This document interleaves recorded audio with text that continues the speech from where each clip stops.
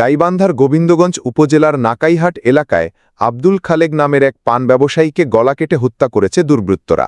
বেটা আমার আছে বাজার করবে না, ভাতটা বেরিয়ে তুই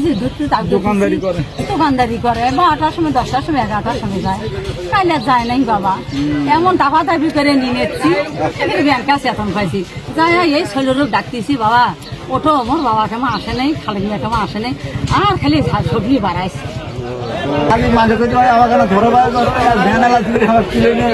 আমার আপন ভাই হয়, ভাই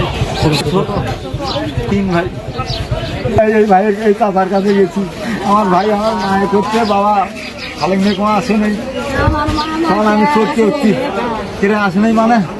কোন হয়ে গেল না, কেউ হচ্ছে গান হচ্ছে, ওই গিয়ে নয়া বাজার বললে বিশ্বাস করলেন না।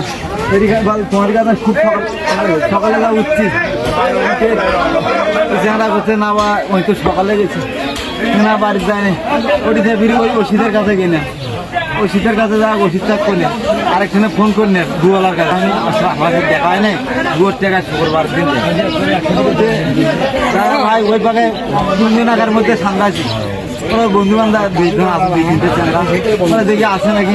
না, ওটা দেখা ভাই আমার ছেলেরা খালি হাঁটা দিয়ে ওই এই পাকে আসছি ভাই আছে, আমি ব্যানের ছাড়া হচ্ছি ভাই, যাচ্ছি কি করলো ভাই রে।